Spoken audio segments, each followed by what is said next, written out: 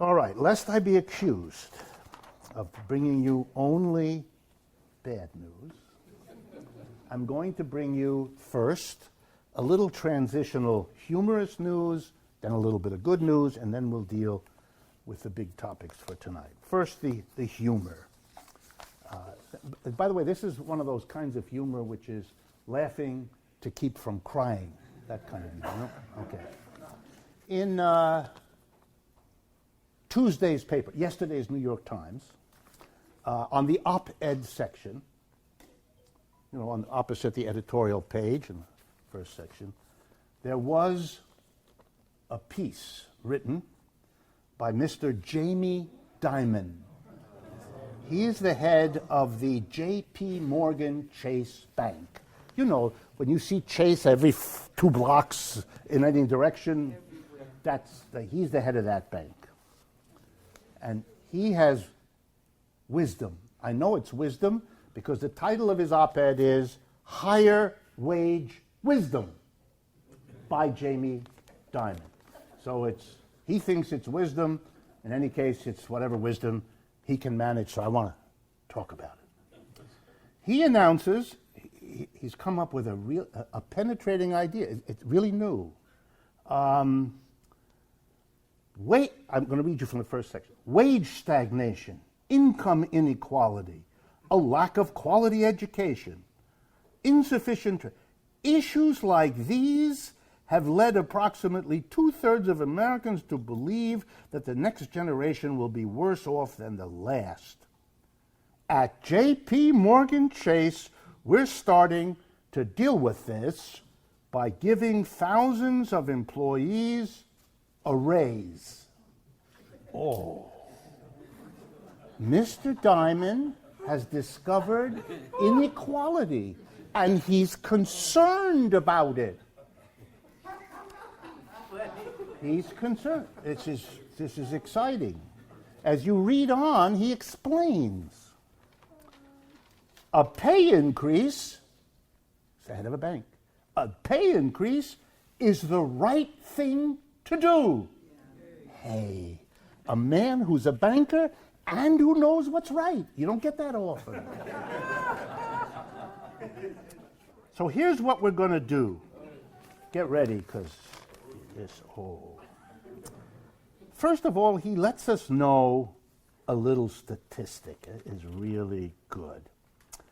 Turns out that 18,000 employees of J.P. Morgan Chase enjoy currently a minimum salary of $10.15 an hour. Yeah. You see, a man is really on top of the situation. He knows poverty because that's what he does. He makes it for 18,000 people who get $10.51, and here's what he's going to do. There's a man with a big heart. Ready?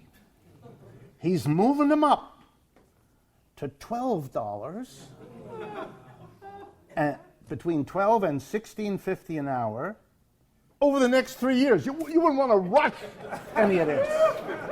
You don't want to go too fast. These poor people, you give them some money, they get all confused. So you help them. You make it real slow. $2 over 3 years, so you don't get nutty and drown in alcohol. The little bit you can buy for that amount of money. So I did a little calculation. It's what they teach us in graduate school. To become an economist, you have to do arithmetic. The fancier the arithmetic you do, the better the job you get. So I figured out it would be important to see just how Jamie himself was doing, given that he's concerned about poverty. So I went and I checked, and in the last full year, 2015, Jamie Dimon's pay was, for the last year, $27 million. So I assumed that he worked all 52 weeks of the year. Yes. I'm trying to be, I'm assuming he worked the whole year. Guy works himself, these bankers, they really, you can see it when you look at him. Man's exhausted. Okay, 52 weeks. And then I calculated that he worked a 40-hour week. What's the norm in our society? So that allowed me then to figure out how much he gets an hour. If you get $27 million a year and you work 40 hours each week for 52 weeks, here's what it works out to. I did it twice to make sure I didn't make a mistake. Jamie Dimon last year earned $12,975 an hour, which means that Jamie in 2 hours made more money than those 18,000 people did in the entire year. The estimates right now are that large corporations around the world, but particularly American ones, are sitting on historically unprecedented amounts of cash. These are profits that they've earned over recent years. The estimate these days, $2 trillion, which is a great deal of money, which they are not investing. In other words, they are either sitting on the money or lending it to a government. You're going to hear more about that in a minute. Or in other words, being very cautious with it because they don't think they do not want, when you ask them, they tell you very straightforwardly, we do not want to invest it in our business. We don't want to grow our business. And the reason is nobody's buying our stuff. We have a hard time selling the automobiles we produce, the computers we produce, you name it. We're not going to invest in expanding our capacity because we got no one to sell it to. And so you've developed an economy which has more capacity than it's not that it's not the need for people to have more goods, that's there. But the capacity to pay for them, that's not there. They can't. So the company says, I'm not here to make goods and sell them. I'm here to make money from making goods. And if I can't sell those goods, the fact that they're necessary for people doesn't pay my bills. I can only pay my bills if I can sell what I produce at a price that yields me a profit. That's what I can't do. So I'm going to sit on this money. And then the economist says, well, sir, ma'am, the population is growing. There's more and more people who need jobs. If you don't invest that's how you grow an economy. That's how you provide more jobs. If you don't do that, there's no jobs for people.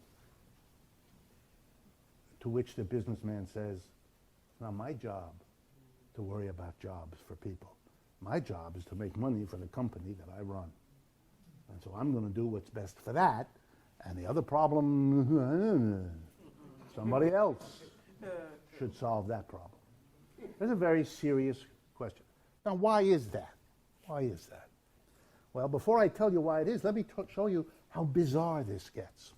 As more and more companies are sitting on vast amounts of money, one of the things they do is put the money in the bank. So you're accumulating what is the property of a company sitting in a bank that had nowhere to go because nobody's borrowing money out of the bank to make big investments because there's no market out there. Well, what is all this money that can't find anything? What is it doing? Well, the answer is it's trying to figure out how to be safe. What kind of an investment? They say, I'm going to do the safest thing one can do with a lot of money if you can't invest it in anything else. I'm going to lend it to a government. Because then, at least I have the guarantee that the government will pay me back. I'm not going to give it to a little government that might not pay me back. I'm not going to lend it to Paraguay or Malaysia. I'm not going to do that, but I'm going to lend it to the United States, to Switzerland, to Germany, and those kind of places. So that's what people have been doing.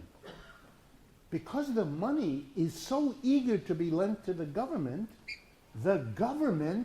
doesn't have to pay interest on that money because the people who have it are so desperate to do something to give it into a safe place that they'll give it to the government if the interest rate goes from 3% to 2%, or from 2 to 1, or from 1 to 0.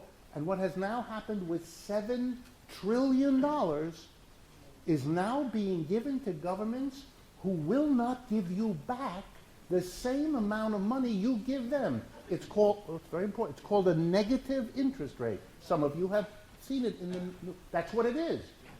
Today, If you lend money to the German government, the Swiss government, the Danish government, the Japanese government, they will give you back at the end of the year less than what you give them now. And rich corporations and banks are falling all over themselves to do that. Now think with me a minute. Why would you, if you have $1 billion, we're talking people a lot, why would you put it in a place where you know a year from now you're going to get back less than what you give them? And the answer is because you are scared, S-H-I-T, less, about what's happening in the world economy, and the best thing you can hope for is to give it to a government that just takes a small piece of it and gives it back. You've never seen this before. Not on a scale like this. We've had occasional moments of it, but not on a scale like this. It is now expected that here in the United States, over the next 12 months, we will get to it. We're very close. We're less than 1% at this point, a little over 1% of 1%. So and it's heading down again and again. It's a very serious sign that people's notion of the economy that's coming down. New bonds are now being issued by governments 20 and 30 years with a virtual zero interest rate. That means someone is lending money to a government, knows that that money is going to be sitting there for years, earning them nothing. But that's worth it to them because at least they have that. And if everything else collapses, they'll have that. We will all, of course, the risk that if everything else collapses, so does the social consensus, which keeps that bank open. Rick. With anything in the vault. Rick. Okay, so another feature of this is the taking of money that can't be invested in a productive way to produce jobs and products for people's lives is instead going into these financial games, driving down interest rates, making it possible for governments to pay very little interest for the borrowings that they've done, which creates, among other things, a very false sense of okay. Our deficits in the United States have been enormous. The government is owing more money than it ever has in our history. But right now, there's no big pressure because the interest rates are so low that the government doesn't have to pay a lot of interest to carry that debt. If interest rates go up, we're suddenly going to be confronted by a government telling us we have to take billions to pay interest on this enormous debt, which means we can't pay your pension that we promised you, we can't cover the fire and the police and the teachers and all the rest of the public sector. So who knows how this is going to play out, but for the moment we have these absurd negative interest rates to which the entire financial markets are now trying to adjust because it's very hard to do it. And you can see also how bad the economy is because borrowing money now is virtually costless. And still it isn't happening. Individuals can't borrow enough because they're already so indebted they can't carry anymore. And corporations have no incentive to do it because there's no market. Well, why is there no market? Next question. Same sign of trouble. There you have to understand, and we've talked about this before, but it needs to be repeated so everybody is clear. It's very, very important. Starting about 40 years ago, the 1970s, American capitalists, to make more money, decided that they could do so by doing two things very systematically. One, replace people with machines, the computer. That's why everything now is computerized. Number two, move production out of the United States, where wages are high, to the rest of the world, where they are lower, particularly to China, India, Brazil, places like that. Okay? What that meant was the getting rid of high-paying jobs and replacing high-paying jobs with low-wage jobs. Indeed, part of the solution was to bring large numbers of poor people here as immigrants so they could be paid low wages. If you ever check around New York, who's on the construction sites? 10-minute conversation, you'll discover people from Asia, Africa, Latin America working, if they're illegal, way below what they ought to be paid. If they're legal, some of the way below. Destroying the construction workers' union, or at least weakening it very badly, et cetera, et cetera, et cetera. So all over the world over the last 30 years, you've basically seen, just to keep it simple, the replacement of high-wage jobs with low-wage jobs. Yeah, but the problem is, this is great for corporations because they don't have to pay as much. That's the good news. The bad news is, if you replace high-paid workers who had a lot of money to spend with low-paid workers who don't, you're not going to be able to sell your stuff the way you used to. Duh, exactly. Duh. By the way, the theorist, just in case you're interested, and not to scare anybody, but the theorist who first really worked out beautifully the contradiction in capitalism, that every capitalist is constantly trying to save money on wages by laying people off, by lowering the wages, by bringing in immigrants, by moving to another country. Those people are then going to, in the end, shoot themselves in the foot, because by having lowered the wages they pay to everybody, the people to whom they have to sell what they produce won't have the money to buy it. His name? Karl Marx. It was his indictment of capitalism, one of its internal contradictions that makes the system work in this herky-jerky way, that for a while it's a boom. We're cutting high-paid workers and we're getting low-paid workers and we're making a fortune, followed by bust when it dawns on them after a few years of really excitement that they can't sell. They got nobody to sell to. If you replace an American earning $30, $40 an hour with a Chinese person earning $2, you're not going to do real well. Because the $2 an hour Chinese worker can't buy the way the $30 or $40 an hour American worker could. There's no way out of that. The United States is in trouble because it can't support the production that was geared to an American level of wages, now that that is no longer what it was and is being replaced every day more by people paid much more. That's why the car companies left Detroit to go to the South and to go to Mexico or to Canada or now to China and India, because they can pay much, much, much less.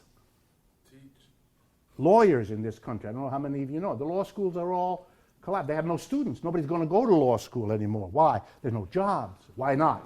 Because we outsource. You can have a lawyer sitting in India, speaks English, went to the same law school, more or less, that the people here did, but who's happy for $7,000 or $8,000 or $9,000 a year salary. Whereas a lawyer in the United States, start laughing if you talk like that, or crying, depending on their mood. But don't be a lawyer anymore. It's over. You can't. You can't. These are signs of a capitalism that is not solving its problems. What are the solutions that are coming forward? The answer is nothing. It's very important you understand. Nothing. Nothing is changing. By the way, the definition of intelligence, if I remember it from the dictionary, an intelligent person adjusts what he or she is doing when the reality shifts. A person who's lost their sanity is a person who continues to do the same thing no matter how much it doesn't work. We're doing the government, Mrs. Clinton, if she wins, and that's apparently what's likely to happen, she's more of the same. She says that. That's right. It's not, the same. And the woman, in case you're interested, Mrs. May in Great Britain, in case you wondered, that is more of the same. Exactly. Mrs. May, before she became a Conservative Party member of Parliament, was a banker. I'm sure that'll give you a lot of comfort.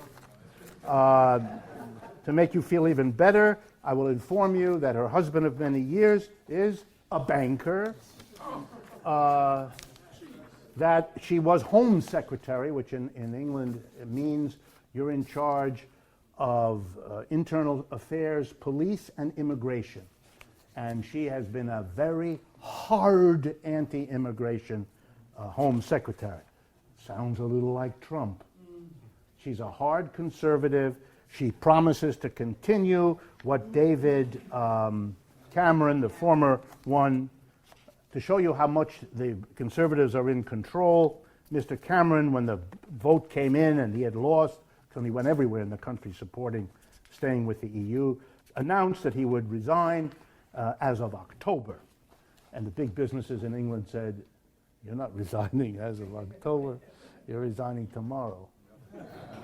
Which is why we have a new prime minister today. Because yesterday was tomorrow, and he's gone. Because they want this to be rearranged quickly, they don't want the uncertainty.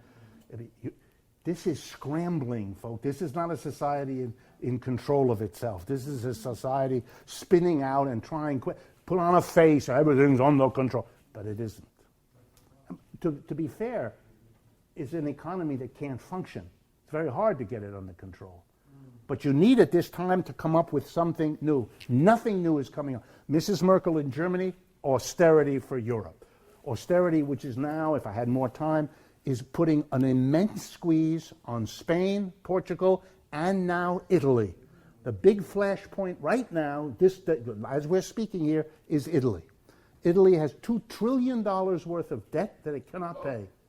It has $400 billion of bad loans that the banks cannot collect. The legacy of all this trouble. They can't do it. And they're forbidden by the German unified Europe to bail out again because it's politically impossible to have another bailout. The mass of people are so angry in Europe about the first bailout, like Americans are about a bailout here, that you can't have the government, the banks cannot go back to the government, get another bailout while everybody else is in the soup. There'll be a political impossibility. So they can't. They don't. So they're doing the same thing, but it doesn't work, but they don't know what else to do. Last thing. Some of the banks are proposing in Italy, and the government is, okay, how do we get out of the political impossibility of another bailout by the government? The answer is a bail-in. Now, for those of you who don't know, I'm going to tell you this, but you're going to be upset. Just remember, I didn't invent this. I'm just telling you about it. A bail-in is when a bank doesn't have enough money to pay its depositors, to give people back the money that's theirs, because they've made loans to people who can't pay it back. So the bank had no money. Either can go to the government and get a bunch of money. That's a bailout. That's what we did in this country. Or they can do a bail-in. Ready?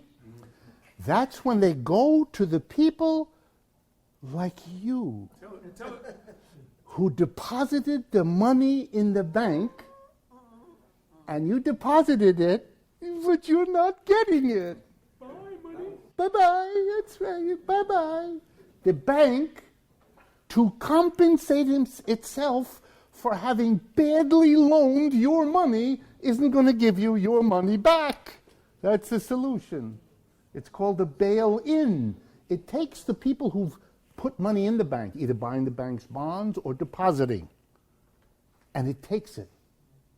Sometimes it gives you a long-term bond that you can't cash in for a number of years in exchange for taking your money. But your money, bye-bye. No more. It's taken by the bank, you put it in. And remember when you were a little kid and they explained to you, you put your money in the bank for safekeeping.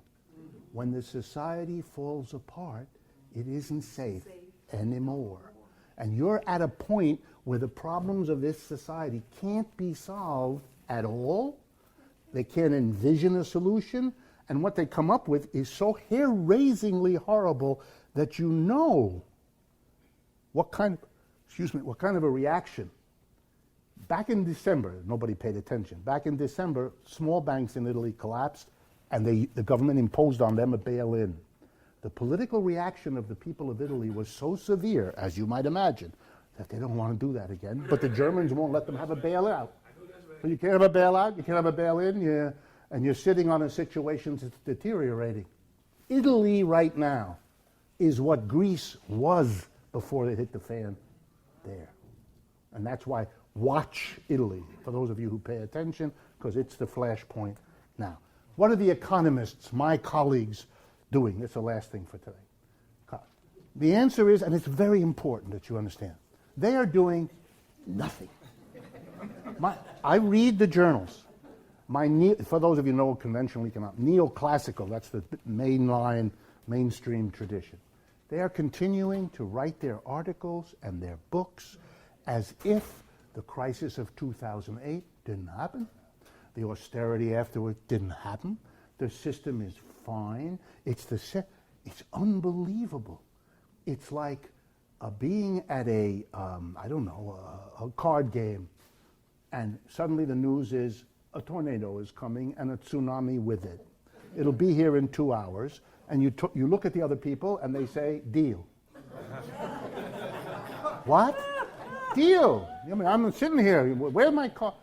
And you realize these people are dealing with this in the classic terms of denial. We are in a culture where all the things I just said are on the news every day. I didn't make any of this up. But the denial is it doesn't add up to anything. We have my colleague, it's unbelievable. And my Keynesian colleagues are busy saying, like Paul Krugman, it would be better if we had a more government deficit. Paul, we're way beyond that, Paul. Paul, here's a thought for you, Paul. Paul, hello, Paul. We got a system problem, Paul. You never think like that. You never say, maybe we got to have a different system. Maybe a different system would handle these problems. That's where we are, because this one is falling apart. You're not dealing with, you pretend that's not an issue. And I'm here to say to you, it's the only issue left. Otherwise, we are all, he's so upset about Mr. Trump. Mr. Trump is a product of all of this. If we hadn't had all of this, there'd be no Trump. He would have been laughed at this year the way he was 4 years and 8 years ago when he tried it as well. But things have gotten worse. In my profession, no, they haven't. The university seminars continue, the arguments continue, people are making careers by debating one another in a very polite fashion, and they get their endowed chairs at the right universities. It's an amazing dance to watch. It is literally watching a whole profession dancing happily off the end of the pier and wondering as they float down what happened here. It is surrealistic for those of us who want to rap on the door and say, the definition of insanity is doing the same thing when it doesn't work over and over and getting the same bad results of what you're doing. So enjoy, if you haven't read it, enjoy the Jamie Dimon, really. It may be laughing to keep from crying, but reading Jamie Dimon gives you an understanding of what is meant by the saying that the people who run the society, the elites in the banks, in the economics department, in the political, the concept of disconnected from reality comes home in Mr. Dimon's, or Dimon's, however you pronounce his name, in his right. The man is happy as a pig in a place I can't describe, because everything is really in order. And there was a small problem with these people who didn't get paid real well, but he's going to raise their wages by $2 an hour over 3 years, and then everything is really much better. Wow. You have to be gone to live in that place.